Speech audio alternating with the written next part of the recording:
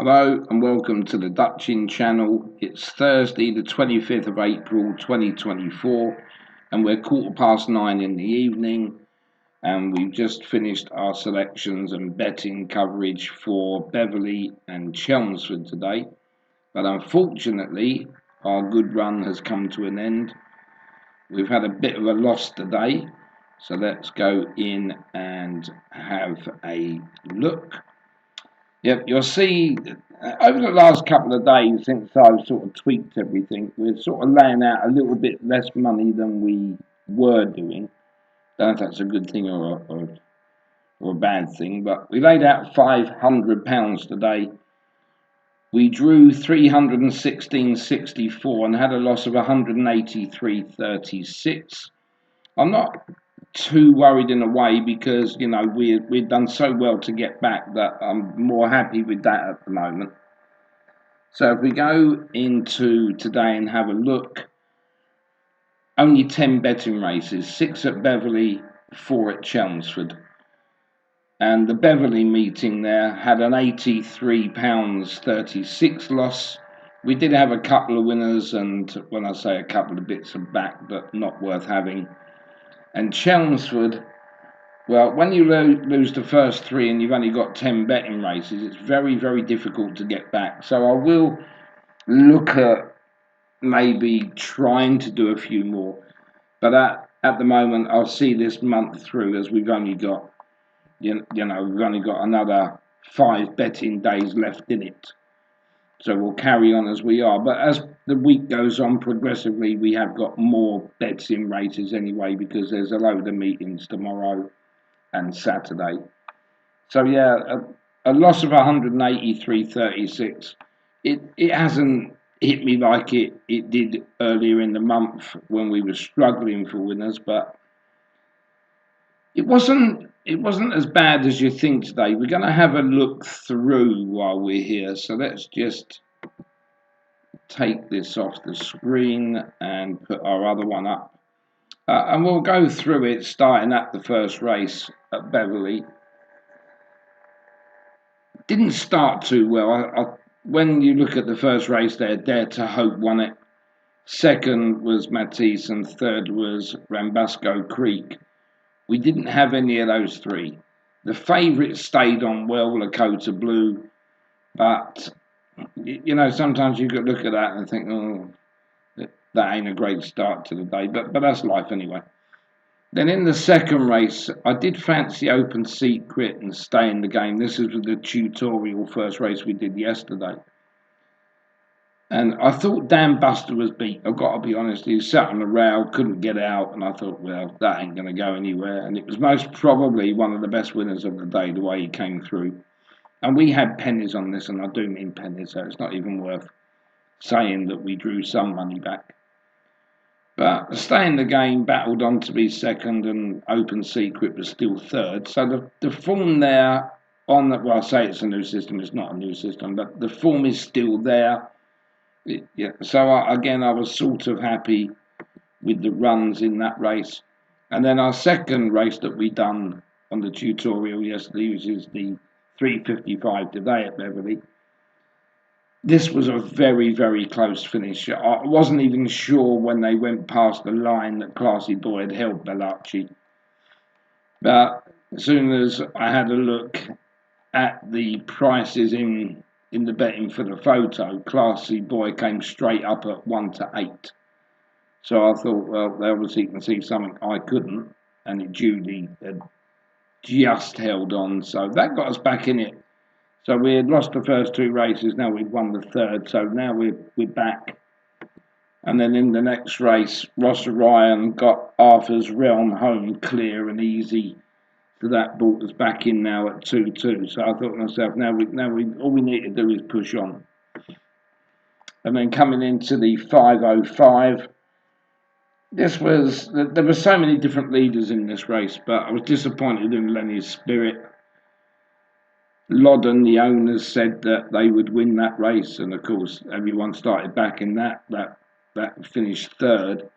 But Where's Jeff, who's brilliant at this course, never finished out the first 2, came through when I had Burglar's Dream there, which I thought Burglar's Dream was going to win, but then you could see where's Jeff was wearing him down, and that was the end of that. So we were back in a defeat again, 3-2 down. And then into the 540 at Beverley. I don't even know how this horse, Little Rose, went off at 2.28. I couldn't get it in any system that I've done. I couldn't get this to win. But Tom Marquand, I think he had just gone there for this one, really. And at some point, looking round with about 6-7 lengths clear as they were going inside the final furlong. So again, yes, I can say that it was my 7th selection of 9, and I just had some money back on it, £12, but I didn't really see where the form had come from on that horse. And I didn't even have the second out of all those selections. So that was a disappointing end at the Beverley. So yeah, we lost 83 quid at that meeting. And then it didn't get no better at Chelmsford. I've got to be honest, this system does not normally produce a winner from the last selection that it has done today. I do have them, obviously. The only one that I could have really have wanted to have won that was Noodle Mission going inside the final furlong, because it would have got the money back for that race. But again, other than that, we didn't have the third. It wasn't great for my top ones that I'd done either there, so I thought, oh, this is going to continue. And then the best bet of the day, which I'd given out, was Daris, which won an okay race, came late, but Beggar Man had already slipped the field. And it didn't matter what system I'd done on that. I couldn't work out how that had won, so that one still baffled me. And how this fictional opens up at even money, I don't even know. Finished a poor fourth. Didn't get out the starting stalls very well, admittedly, but was poor for that price. I'm glad I didn't need to have put that in anywhere. So now we got a fourth loser on the trot. And then into the 8:30, you have a look at the form of this 10 club. You couldn't back that in any system you got, but they took it down to favouritism at 4.04 for Safi and Jamie Osborne, but I just couldn't see that. And the outsider was second. And my top selection, if you like, there run third at 15.8 or 15.6. So that was about the best we could get in that race. And in the last, if you hadn't have done the system I'm doing, you couldn't have picked this Obsidian Night Out. That was 10-1 in the paper, and they backed that down to nearly 130. 4.4 that went off. And a four-way photo at the end, but you could see that Obsidian Night had come fast and late on the rails and just got up. The outsider there, or one of my outsiders, was Boasty, didn't have that. Isla Sarka, I just wasn't one of the horses I fancied, even though that went off third favourite. And all in all, it wasn't the best of days, but there was still, when I look back at these races and looked at the winners on another system, they weren't there either. So it wasn't as if I've missed them all somewhere else and I should be changing systems again, which I'm not going to do for now. We'll wait till the end of the month. We'll see how we get on in another 5 days' time. So whether it's the lack of numbers of the races that we're doing, I don't know. I mean, yesterday we won £97.12, but again we only had 9 runners. I mean, I did get a message this morning by someone said, thank God that you're only doing sort of an easy amount of races now. But it's choosing those races and what races to leave out. I do get a fair share of winners over the hurdles, but the season's coming to an end, and we know if we want to bet on the flat that we can do that in most countries, because the US racing is just flat, the Australian is just flat. I'm on about the majority. You might get the odd hurdle race here and there, But it's so easy to do the form all around the world on flat racing.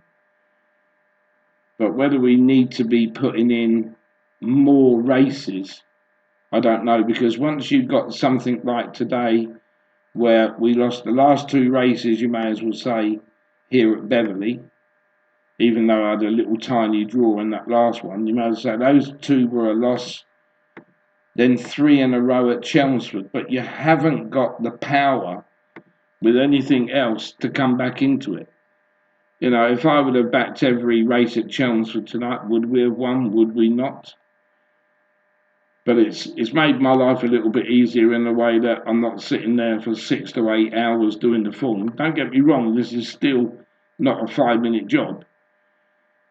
But it's, yeah, I'm not going to complain about the loss today. That's just part of life. When we look back, we've had such a good run since halfway through. I don't think anybody could have visualised that we would have been where we were today. You know, going back to yesterday, I think we was 11, just over 11 points in front. It's a bit damaging by losing nearly 4 points, but I would have taken the 7 points profit at the end of the month when I knew what it was like after the 8th. Because after the 8th, we were, I think it was 15.5 down. So to come back with 22 points profit on top of that, since then, I think we've done marvellous, really. I mean, you will have these months where you won't win anything at all, and then you'll have one like we did in March, where we couldn't put a foot wrong till the last 2 days. So that's the racing for today covered. And then when I finish this video, I'm going to put up tomorrow's selections, which are going to be a lot more than what they were today because of the amount of flat meetings on for Friday. So thanks for watching. I hope you had a good profitable day today, and we'll catch up in the next video. Thanks for watching.